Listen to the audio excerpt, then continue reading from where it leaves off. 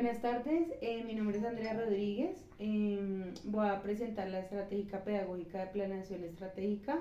Voy a hablar de la clasificación de las empresas en Colombia y las teorías de la administración. Las empresas se clasifican según su actividad económica. Tenemos las agropecuarias, donde proporcionan la materia prima a otras empresas.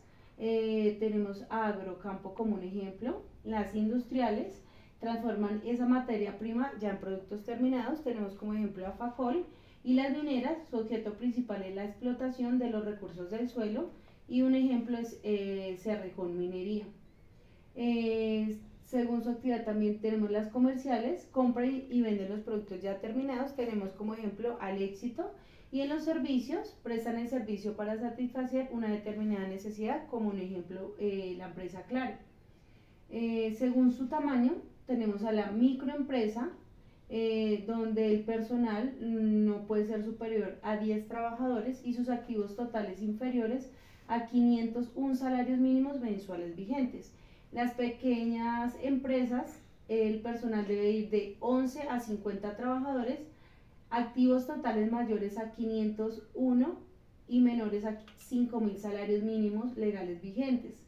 En las medianas empresas, el personal debe ser entre 51 y 200 trabajadores, los activos totales valor de 5.001 a 30.000 salarios mínimos mensuales vigentes. Y las empresas grandes, la planta personal debe ser mayor a 200 trabajadores y sus activos totales por valor de mayor a 30.000 salarios mínimos vigentes.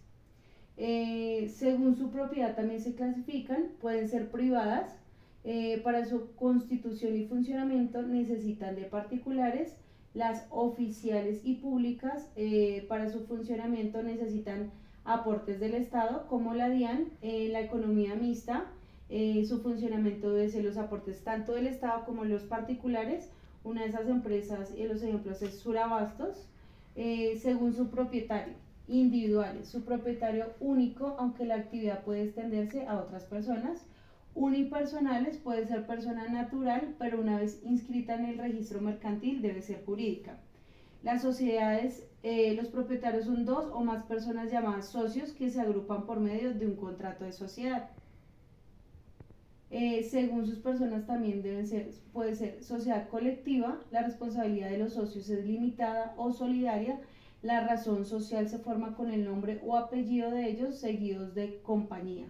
La sociedad comandita simple es la responsabilidad del por lo menos uno de los socios y es limitada, la razón social se forma con el nombre o apellido de la persona y seguido con las siglas ICIA.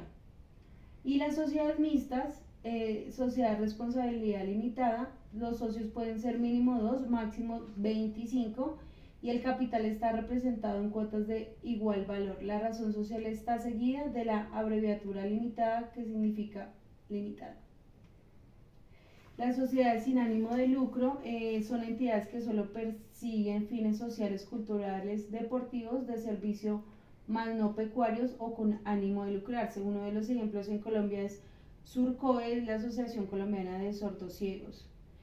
Según su capital, la sociedad anónima se forma con mínimo 5 socios, el capital se representa en acciones, la razón social se forma con el nombre de la empresa seguido del SA, sociedad anónima. La sociedad de comandita por acciones se forma con 1 o más socios con responsabilidad ilimitada y con 5 más con responsabilidad limitada. El capital son títulos de igual valor, la razón social va seguida de las siglas SCA. Ya pasamos entonces a ver las teorías administrativas. La administración ha tenido que pasar teorías de la administración.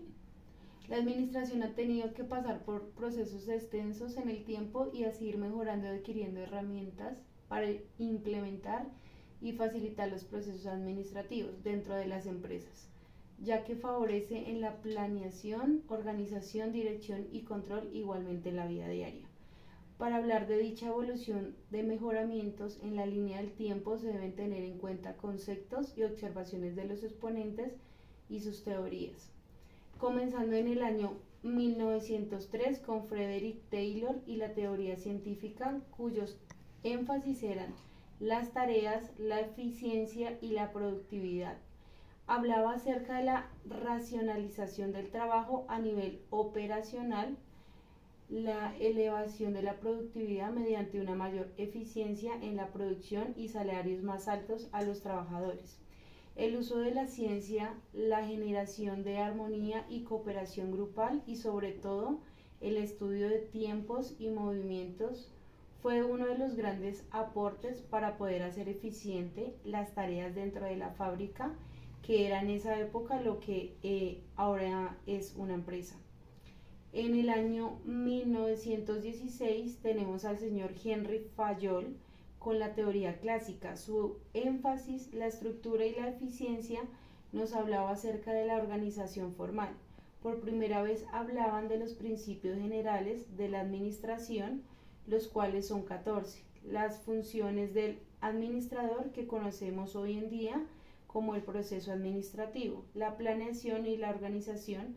Sin embargo, él hablaba de una quinta donde se funcionaría la dirección con la coordinación y el control. También hablaba de las funciones básicas o actividades industriales, que son las actividades técnicas, comerciales, financieras, de seguridad, administrativas y contables. El señor Elton Mayo en el año 1932 con la teoría de las relaciones humanas, su énfasis eran las personas, hablaba acerca de la influencia de las actitudes y las relaciones sociales de los grupos de trabajos en el desempeño del día a día.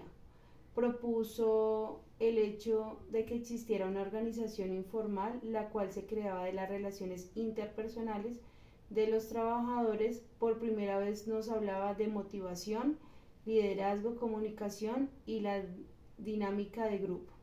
En 1947 aparece la teoría de la burocracia con Max Weber.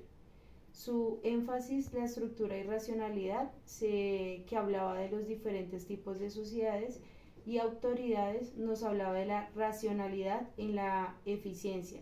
Es decir, para poder alcanzar los objetivos había que aplicar la racionalidad en la consecución de estos objetivos. Se hablaba por primera vez de meritocracia, competencia técnica y la profesionalización y tenían un enfoque del sistema cerrado respecto a los aspectos internos del sistema.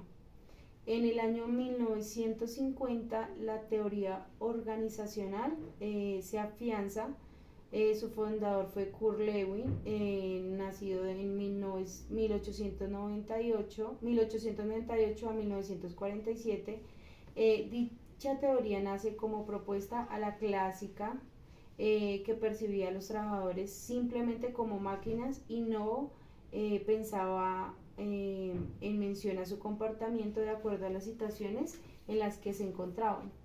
Se considera a los japoneses los pioneros del origen de la calidad total, debido a que después de la Segunda Guerra Mundial su economía se encontraba en circunstancias desfavorables. Es por ello que rápidamente adoptaron medidas de calidad. Consigo trajo un resultado espectacular y así varios países fueron adaptando esta teoría, ya que está enfocada al cliente y su satisfacción.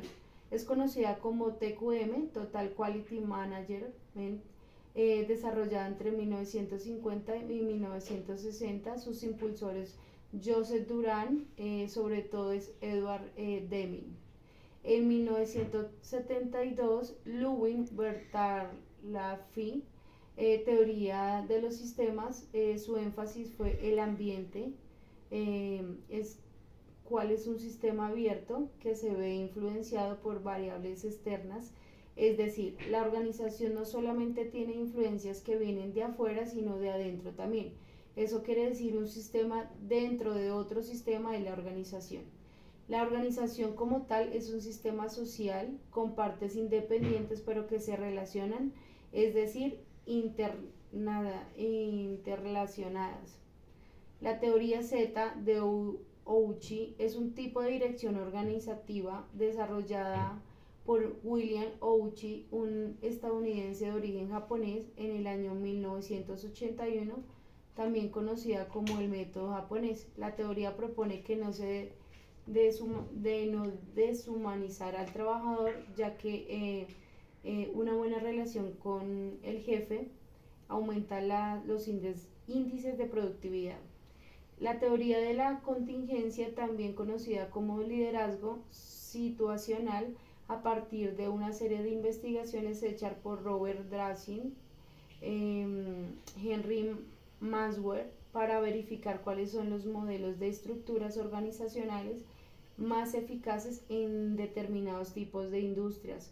Buscaron confirmar si las organizaciones seguían los supuestos de las teorías clásicas como la división de trabajo, la amplitud del control, la jerarquía de la autoridad. Se concluye de los resultados que una organización hace una interfase en el ambiente externo.